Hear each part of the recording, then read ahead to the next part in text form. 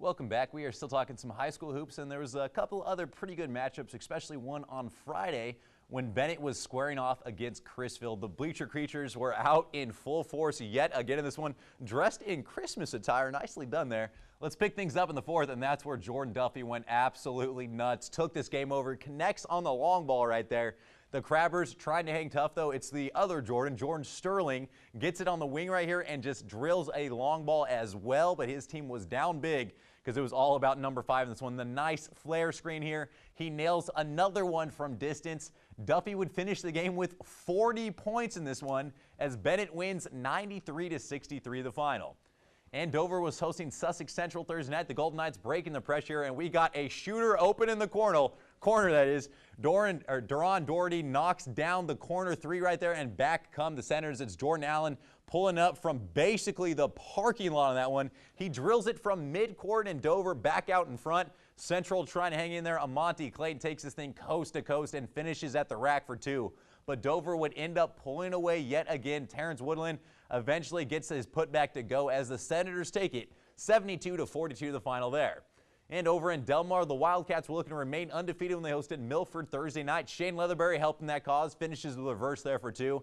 And then Larry Ennis showing the range, spots up, pulls the trigger from deep, and he drills it. But Milford fought their way back into this thing. It was Duran Kranz right here, a corner triple try of his own, 3 of his 20 points on the night. And then the Bucks put this thing away. San Martinez, another long ball. He also big night as Milford takes it 60-53 the final there. And Polytech was at home taking on Cape Thursday as well. A good start here for the Panthers. Check out Jawan Gray. Spins baseline. This guy is so tough on the block. Finishes for 2.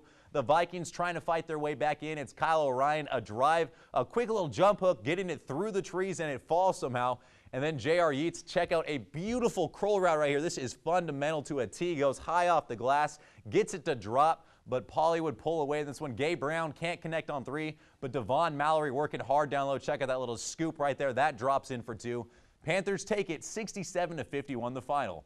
And a wild week of hoops it was, and no doubt the power rankings are going to look a little different this time around, that is.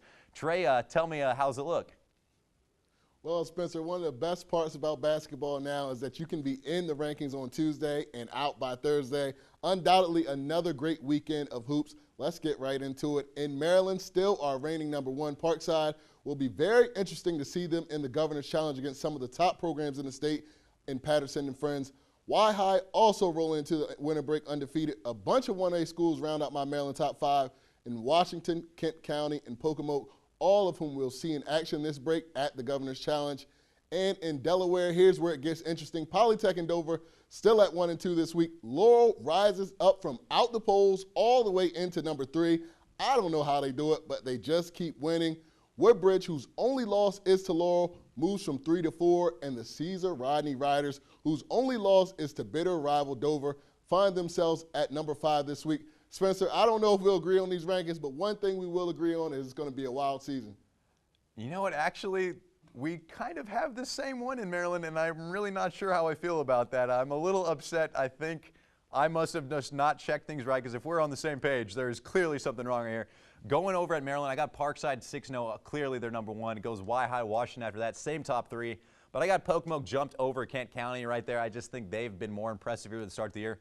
Delaware, I mean, you can basically just pick them in this league. There's about 8 different teams that have a legitimate argument to make that top 5. I got the same top 3 as you, Pauly, Dover, then Laurel. Coming up after that, I got Caesar Rodney in 1 spot higher. And then, like I said earlier in the show, do not sleep on Smyrna. This team is not bad, 4-1. They also got a good win against Sussex Tech at home. But you're right. I mean, I think this is going to change every single week throughout the season, and I cannot wait to see what happens this upcoming week. Well, there was definitely a lot of great basketball going on just the past week, and a few very special moments. 3 of our local players celebrated scoring their 1,000th career point. Delmar's Larry Ennis got to his in the very first game of the year, but he got to celebrate it at home with his teammates on Thursday night. Then we had a 2-for on Friday. First over at Bennett, Jordan Duffy started the night needing 39 points to reach 1,000. And that free throw right there in the 4th gave it to him. He actually finished with 40 in that game. And finally, over at Parkside, Dejor Diggs went in the game needing just 3 points. He knew that wasn't going to take him very long. Second possession of the game, he drills the long ball, and he becomes just the 3rd Rams player ever to reach that milestone. A huge congrats to all 3 of those guys. But we're going to go ahead and step aside for another quick commercial break, but keep it right here because coming up next, we're still talking hoops, but it's time to take it over the ladies. That's coming up next. My name is Colin Gaynor, shooting guard at Parkside High School, and you're watching Delmarva Sports Insider.